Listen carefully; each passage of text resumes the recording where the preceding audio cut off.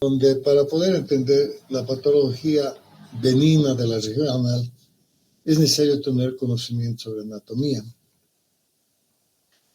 Entonces vamos a hacer un repaso para que puedan ustedes entender todo lo que vamos a llevar adelante. Entonces podemos decir que el recto y el canal anal corresponden a la porción terminal del tracto digestivo. Es el lugar donde se van a acumular las heces para ser evacuadas al exterior. El recto mide aproximadamente entre 12 a 15 centímetros y va, según unos, desde la segunda sacra y según otros desde la tercera vértebra sacra.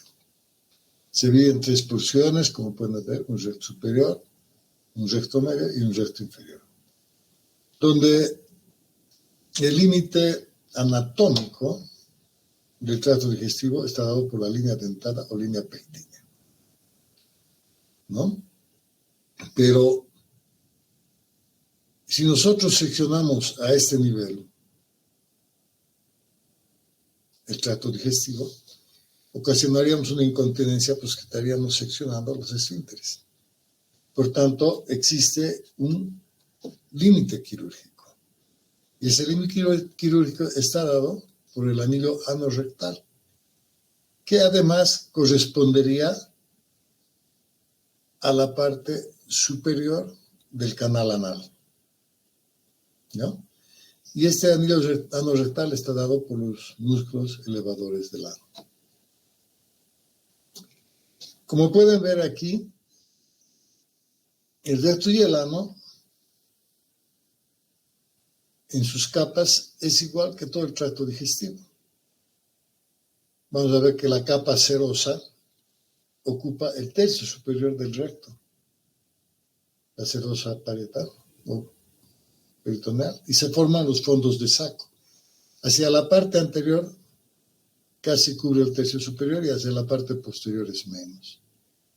Y las capas van a ir siguiendo, como hemos visto.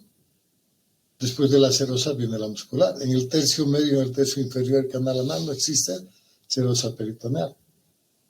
Entonces, tenemos la capa externa muscular, o sea, la capa longitudinal, que es una continuación de las capas del colon, que está formada por las tenias. Luego tenemos la capa interna, que es circular, ¿ya? Y que es continuación también de lo que es el colon. Entonces, esta capa interna circular van a ver que cubre todo el recto hasta el canal anal, y el canal anal, aprovecho para decir, está formado por el anillo anorrectal y el margen anal. Mide entre 4 a 6 centímetros. La parte interna corresponde al anillo anorrectal y a la línea dentada, y la parte externa de la línea dentada al margen anal. Y es aquí donde vamos a ver que el músculo longitudinal, el músculo circular interno, llega a formar el esfínter anal interno. Y el músculo longitudinal externo llega a formar el músculo corrugador del ano. Se divide en dos fascículos, uno hacia la línea blanca y otro hacia la región de tejido celular subcutáneo, ¿no? Luego podemos observar que la submucosa en el tercio superior del ano o del recto es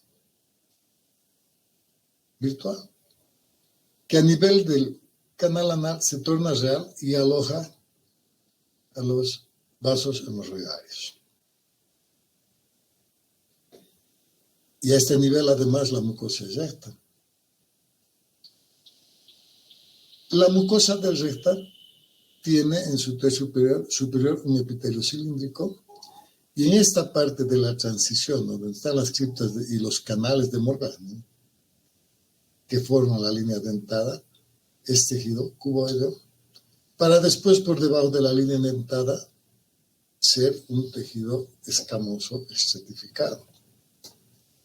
Como pueden ver, hay unos pliegues o valvas que llaman, que son dos hacia el lado izquierdo y uno al lado derecho. Algunos autores llaman a las tres valvas, con esta imagen, las válvulas de Houston. Otros denominan a las dos del lado izquierdo valvas de Houston y a la del lado derecho de Kohlrausch. ¿Cuál es la función de estas válvulas?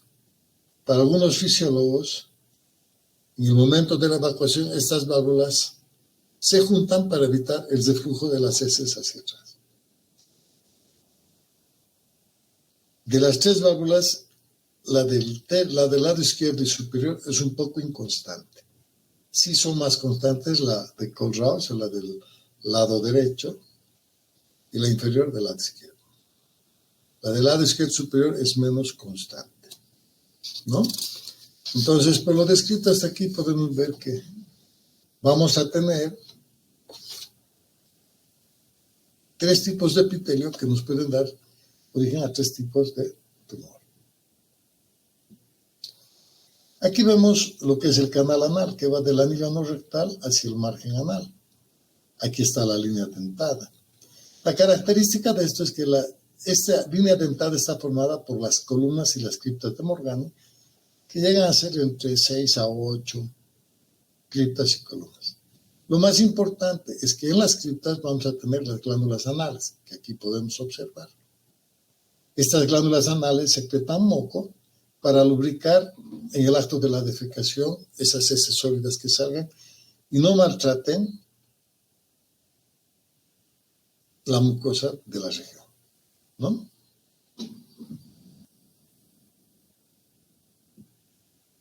Como podemos ver, la musculatura del canal anal es una musculatura fuerte. Y aquí tenemos el esfínter anal interno, que como hemos visto es un engrosamiento de la capa circular del colon, ¿no? Y este engrosamiento abarca por debajo de la línea dentada. Hemos visto que la capa longitudinal del recto sirve y desemboca como músculo corrugador del ano. Y el esfínter anal externo está formado por los fascículos de los músculos elevadores del ano. Este esfínter anal externo es voluntario, es el que nosotros contraemos en el momento de la evacuación o cuando en algún momento en una actividad social se quiere salir algún gas descuidado, estamos apretando el esfínter. En cambio, el esfínter anal interno no lo controlamos, ¿no? No lo controlamos. Entonces, hay tres fascículos del músculo del esfínter anal interno. Uno superficial, luego tenemos uno subcutáneo y luego tenemos uno profundo. ¿Ya? Entonces, vean la constitución. Es importante saber que el esfínter anal interno proviene de las fibras circulares, no lo controlamos, no está bajo nuestro control. El externo que viene del elevador del ano, sí lo controlamos. Entonces, ¿de dónde viene el elevador del ano? ¿Por qué músculos está formado el elevador del ano? ¿Ah? Está formado del músculo del diafragma pélvico. Tenemos el pubo rectal, el pubo coccígeo, el ilio coccígeo, y hacia atrás, para cesar el diafragma pélvico, tenemos el músculo coccígeo. Entonces, este es el piso pélvico. Y a esto se conceptúa como el músculo, el diafragma pélvico. Aquí tenemos en otra dimensión, este es un varón, el anterior de la mujer. Aquí tenemos el músculo pubo rectal, pubo coccígeo, ilio coccígeo y el coccígeo que se cierra aquí atrás. ¿Qué relaciones tiene esta región? En el varón, hacia adelante, se relaciona el recto con la fascia de denombilar y en la mujer se va a relacionar con la fascia vaginal. ¿Ya? Hacia posterior, ambos están relacionados con el sacrocoxis. Y aquí se tiene la fascia de Waldeyer. Entonces, podemos decir que en ambos, en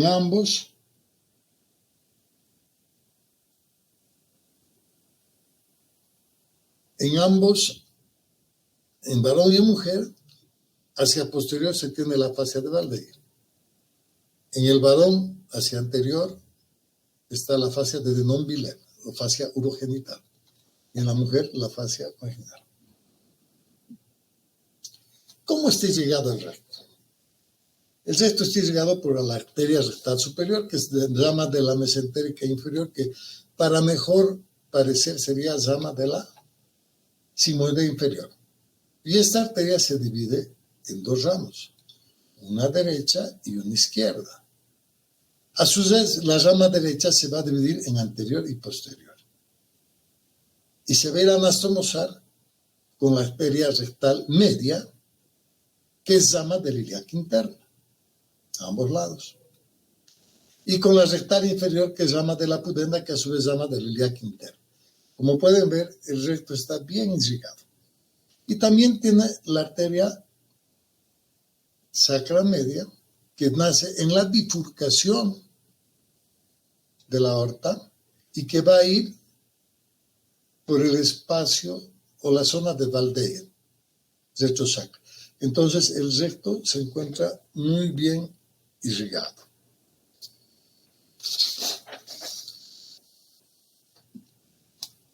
Y las venas van a acompañar a las arterias.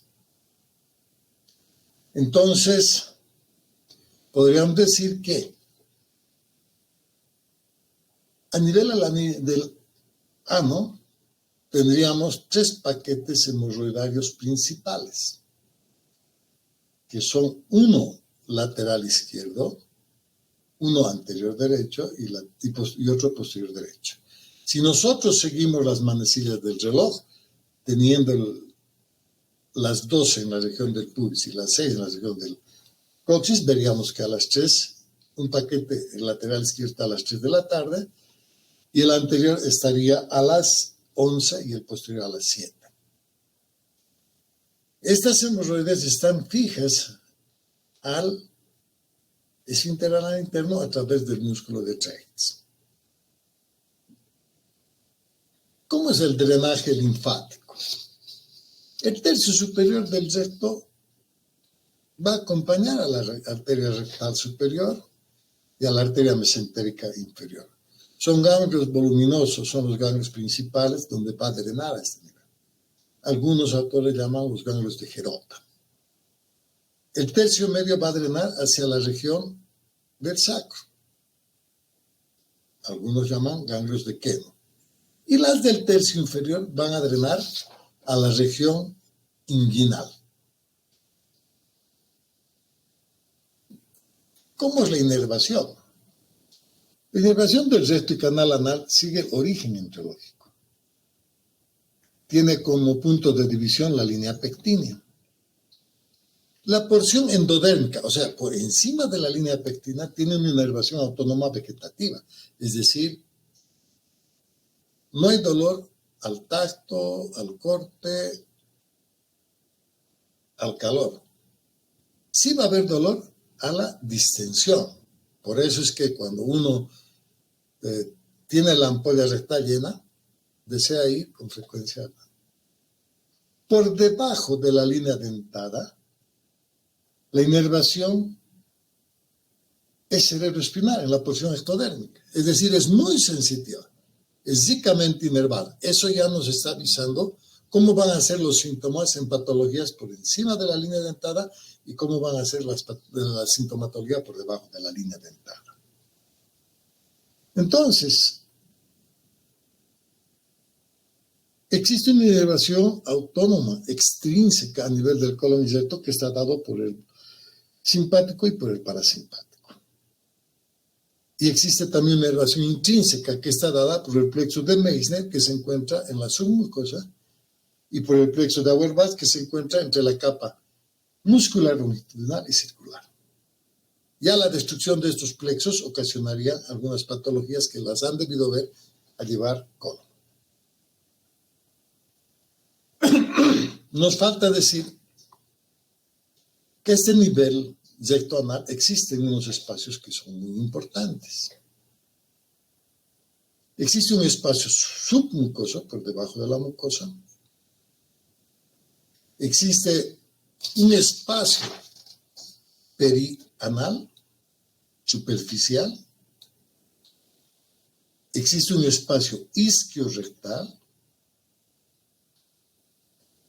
Existe un espacio interesfinteriano. Existe un espacio supraelevador y un espacio retrorectal. Este espacio supraelevador también se denomina espacio pelvirrectal. Entonces hay un espacio por debajo de los elevadores, es isquiorrectal, perianal superficial, submucoso e interesfinteriano.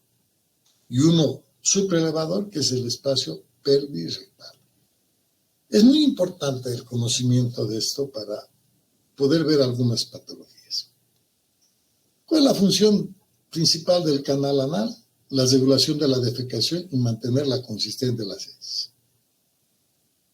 Entonces, cuando se distiende la ampolla rectal, viene el deseo de evacuar. Ahora, a este nivel, fisiológicamente, las heces de consistencia permiten postergar el reflejo de la defecación, lo que no sucede con las heces que son líquidas como la diarrea o el sangrado. Entonces, parece que tuviera una memoria nuestro rectoano que es capaz de diferenciar entre lo que es gas, es líquido y lo que es sólido. ¿Ya? Vamos a entrar a los síntomas de la región. Los síntomas que se presentan a este nivel, el sangrado, que puede estar presente en lesiones benignas y en lesiones malignas.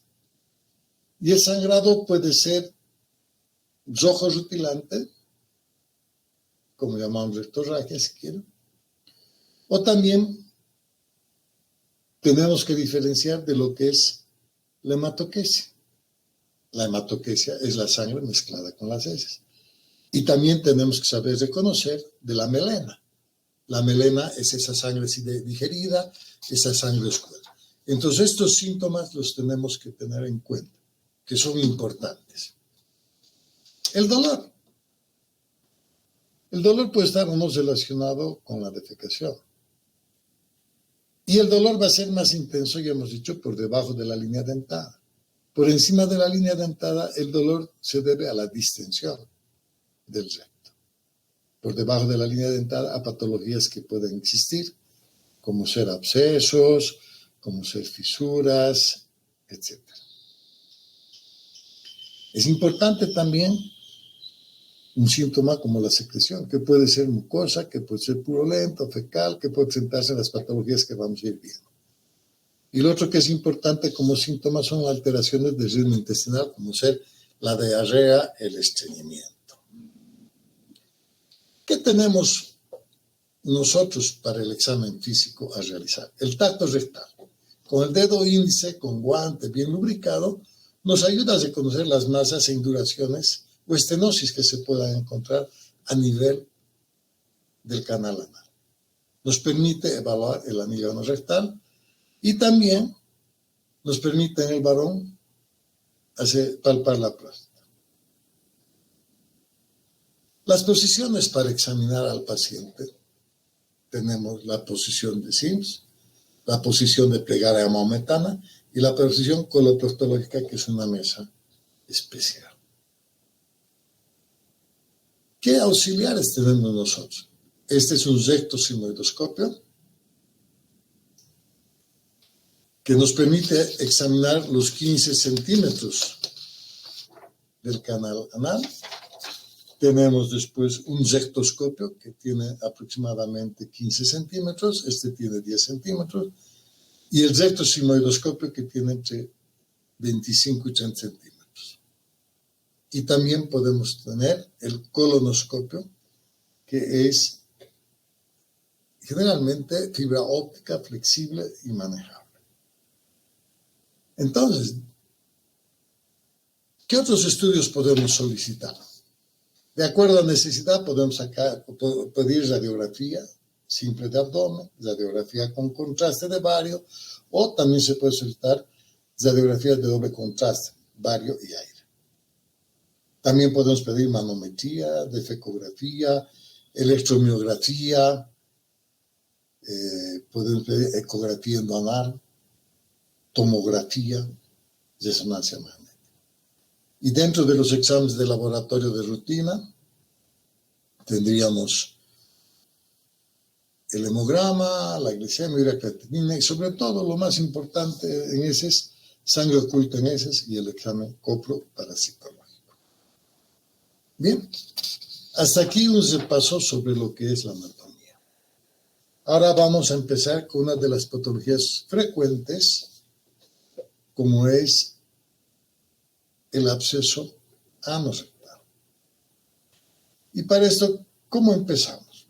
Empezamos diciendo que los abscesos son colecciones de pus localizadas en los tejidos blandos adyacentes al recto y al canal anal. El absceso anorrectal es un proceso agudo, ¿no? ¿Y qué es la pus? La pus es un acúmulo de tejido necrótico, de bacterias y de polimorfonucleares muertos, bacterias muertas y bacterias vivas. Estos abscesos pueden situarse en los espacios que hemos señalado: submucoso, superficial, interesfinteriano, isquiorrectal y pelvis-rectal. Entonces vamos a ver que estos abscesos podemos clasificarlos en superficiales y en profundos. Vamos a hablar de los abscesos infralevadores. Dentro de los abscesos infralevadores tenemos como etiopatogenia los traumatismos que pueden producirse en el canal anal por causas externas o por causas internas. Causas internas pueden ser heces duras, pueden ser cuerpos extraños que estén eliminando en la evacuación. ¿Y qué sucede cuando se eliminan estas heces duras o diarrea, o hay cuerpos extraños, o hay traumas directos? Existe la teoría criptoglandular, que es la teoría que nos quiere explicar la formación del absceso. Al producirse un proceso inflamatorio en el canal anal, esa glándula anal que estaba en la cripta anal se obstruye y puede dar lugar a la formación de secreción purulenta que se va a extender y va a ir a cualquiera de las regiones que hemos visto: superficial, isquiorrectal, interesfinteriana, submucosa, retrorectal. Y de esa manera se formaría el absceso. Entonces, esta glándula que se ha infectado, que está en la cripta anal, va a permitir que se forme el absceso, y el absceso puede ir hacia la parte isquiorrectal, a la parte superficial, a la parte interesfinteriana, a la parte submucosa, y algunas veces migrar al espacio supraelevador. Pero los infraelevadores se localizan isquiorrectal, superficial, submucoso, interesfinteriano. Puede haber retrosectal y a veces hay abscesos en herradura también. ¿Ya? ¿Cuál es la sintomatología? La pentada de celos. Dolor en la región anal. Sensación de una masa, presencia de una masa. Calor local, a veces fiebre. Y esa masa va a estar turgente, roja. Y disminución de la función. ¿A qué se refiere con disminución de la función? A que el paciente no va a poder sentarse, caminar, correr. Entonces ha disminuido su función de locomoción. Y todo absceso nos produce este tipo de sintomatología. Cuando existe la presencia de fiebre, sudoración y malestar en estos pacientes, debemos pensar que pueda tratarse de un estado de sepsis. Entonces, aquí vemos una masa, un tumor, que va a tener dolor por la distensión, está con calor local y está de color rojo, rubicundo, ¿no? Esto es una fase inicial, cuando se empasta, está endurado. Y esto, si no se controla, si no se logra controlar con antibióticos, puede llegar a una fase de absceso donde vamos a observar una zona de fluctuación que está señalada como flechita. ¿Y cuál es el tratamiento? El tratamiento se tiene que hacer bajo anestesia general, bajo anestesia regional. También se puede hacer con anestesia local, pero ya es un tratamiento un poco tormentoso, porque el paciente va a sentir dolor. Y consiste en hacer un drenaje amplio, cortar 2 centímetros en cruz, recortando las puntitas como se ven aquí, y haciendo que se produzca un orificio profundo en la zona. De preferencia, se recomienda que se haga este corte o este drenaje próximo al orificio anal, para evitar una complicación que nos va a tocar ver más adelante. También debemos citar que pueden haber abscesos en la región retrorectal y en herradura. Entonces el tratamiento va a consistir en el drenaje de estos abscesos, haciendo incisiones lateralmente y evacuando la pus. Aquí podemos ver 2 imágenes que nos tratan de ilustrar el tipo de este tratamiento. ¿Cuál es la complicación más seria de un absceso? Sobre todo en pacientes inmunodeprimidos que están haciendo uso de corticoides, inmunosupresores, que pueden tener patologías como cáncer, ser diabéticos, VIH positivo, todo aquello que que estén con problemas de leucemia, etcétera, etcétera. Es la fascitis necrotizante que les muestro ahí, una enfermedad de Fournier. Esa es la complicación cuando no se trata un absceso. Tal vez nos toque hablar, ¿qué hacer en esos pacientes que hemos drenado un absceso? Si es un paciente que no tiene enfermedad concomitante, el drenaje del absceso sería suficiente. Pero si es un paciente con diabetes, inmunosuprimido, cualquier cosa, es importante que en el tratamiento brindemos antibióticos, le demos antibióticos adecuados. Y de esa manera evitaríamos cualquier infección. Ahora vamos a hablar de los abscesos supraelevadores. Son aquellos abscesos que se encuentran por encima de los músculos elevadores del ano. Son los abscesos pelvirectales, y es la pelvis con el recto. ¿En quiénes se presenta más estos pacientes? Se presenta en pacientes inmunodeprimidos, en pacientes que están haciendo uso de corticoides, en pacientes diabéticos, en pacientes con VIH positivo, en aquellos pacientes que aparece una fiebre y no podemos justificar a qué se debe. Entonces, ¿qué síntomas vamos a tener? Fiebre. Va a haber una sensación de pesadez pelvis-rectal, pujos y tenezo. El tratamiento es el drenaje de todo absceso. Y este tratamiento lo podemos hacer a través de un drenaje percutáneo guiado por ecografía o por tomografía. Se puede hacer por medio de laparoscopía o por una laparotomía, ¿no? Bien. La mayoría, el 95% de los abscesos superficiales tienen su origen en los traumatismos. Y en algunos casos existe un 5% cuyo origen va a estar en enfermedades concomitantes, como enfermedad de Crohn, tuberculosis y otras, donde el tratamiento va a ser la base de la enfermedad. O sea, si es tuberculosis, tendremos que dar tratamiento para la tuberculosis.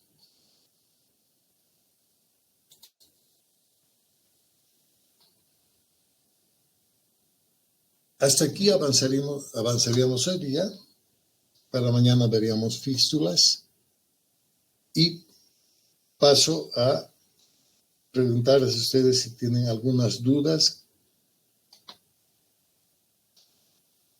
Está abierta la duda que tengan para poder absorber.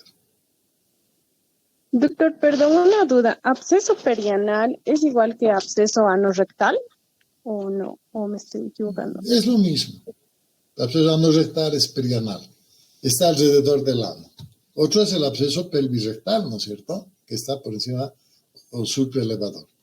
Nosotros hemos puesto título absceso anorrectal, porque está entre el ano y el recto. Perianal alrededor serían los infraelevadores. Y anorrectal sería todo, tanto la parte del recto como la del ano. ¿Ya?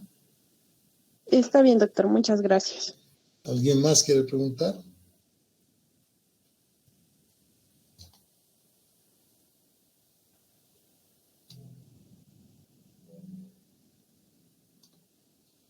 Si no hay más preguntas, mañana continuaríamos con lo que es el capítulo de fístulas perianales.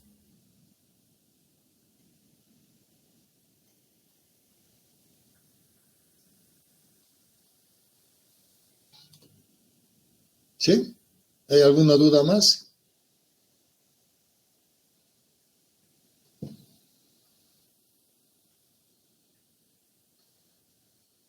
¿Alguna pregunta que tengan?